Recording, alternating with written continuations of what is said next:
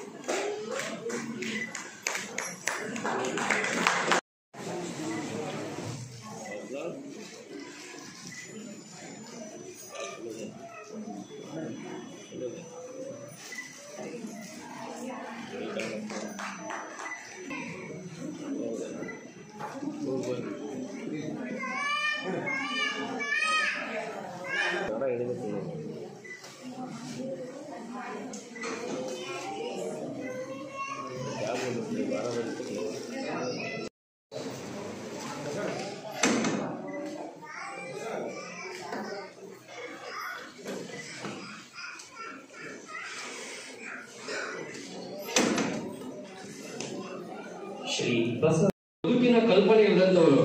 ಹಾಗೆ ಅಂದ್ರ ಅವಳು ಉಳಿಸೋದು ತಪ್ಪ, ಅವಳು ಬೆಂಗಳೂರಿಗೆ ಬಂದು ಅವರಪ್ಪನ ಉಳಿಸಿಕೊಡೋದು ತಪ್ಪ, ಅದು ತಪ್ಪು ಅಂತ ಹೇಳುವಂತ ಇತ್ತೀಚಿನ ಈ ಪಾಠ್ಯ ಒಂದು ಅರ್ಥದಲ್ಲಿ ಅದು ಕಾಣ್ತಾ ಇದೆ. ಇವತ್ತಿನ ಮಾಧ್ಯಮ ನಮ್ಮ ಸಮಾಜವನ್ನ ಯಾಕಡೆ ಹೇಳ್ಕೊಂಡು ಹೋಗ್ತಿದೆ ನನ್ನ ಹೆದರಿಕೆ ಬರಕತ್ತೆ.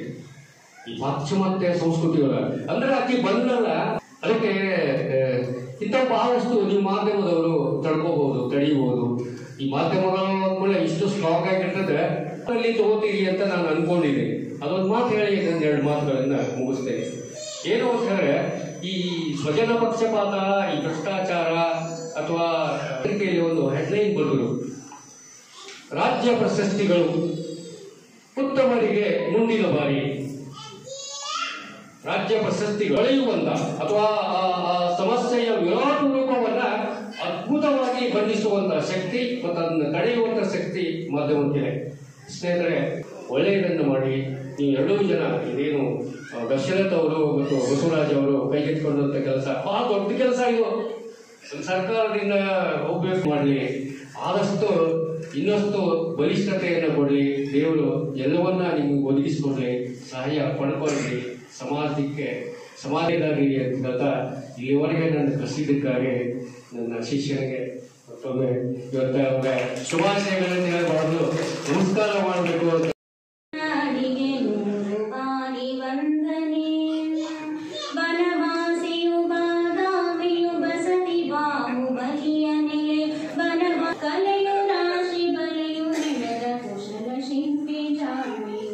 ಕನ್ನಡಮ್ಮ ನಿನ್ನ ಅಡಿಗೆ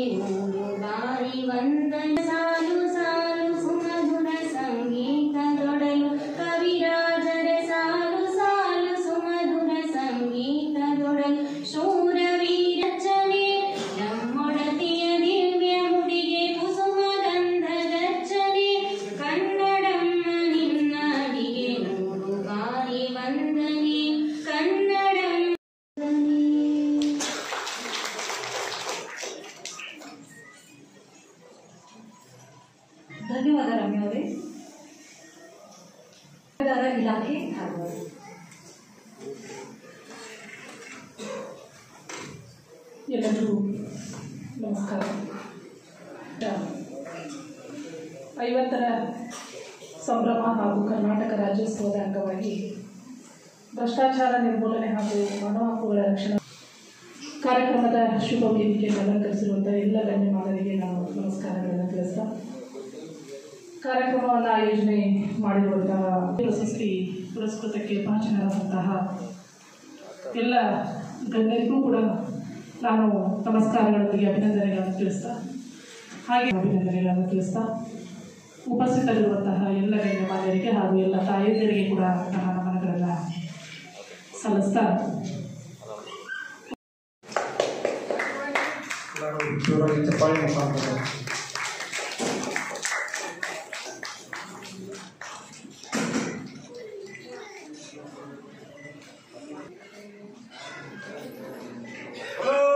भारत माता की जय। बोलो भारत माता की जय। 50ರ ಕನ್ನಡ ರಾಜ್ಯೋತ್ಸವಕ್ಕೆ ಜಯವಾಗಲಿ। 50ರ ಕನ್ನಡ ರಾಜ್ಯೋತ್ಸವಕ್ಕೆ ಜಯವಾಗಲಿ।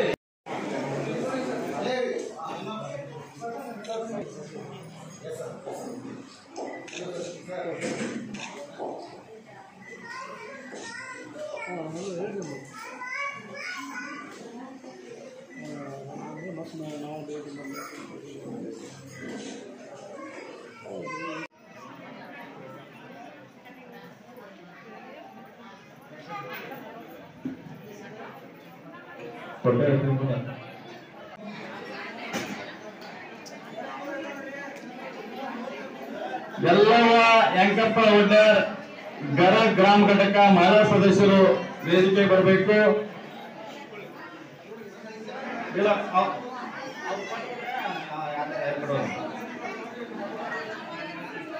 ನೀಲವ ನಿಂಗಪ್ಪ ಒಡ್ಡರ್ ಗರ ಗ್ರಾಮ ಘಟಕ ಮಹಿಳಾ ಸದಸ್ಯರು, ಲಕ್ಷ್ಮೀ ನಿಂಗಪ್ಪ ಒಡ್ಡರ್ ಗರ ಗ್ರಾಮ ಘಟಕ ಮಹಿಳಾ ಸದಸ್ಯರು,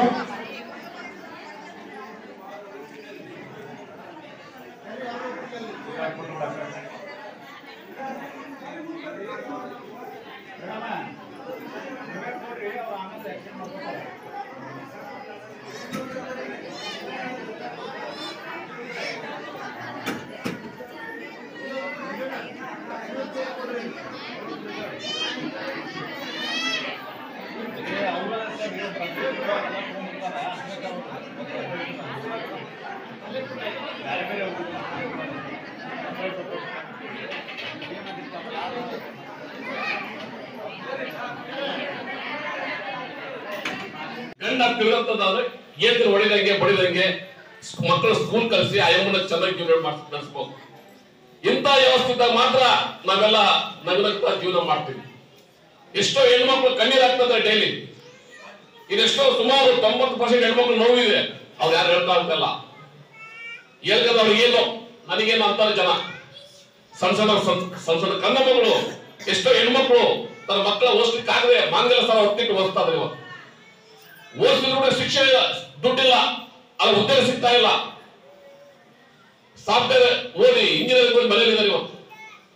ಇವತ್ತು ಶಿಕ್ಷಣಗಳು ದುಬಾರ ಆಗುತ್ತೆ.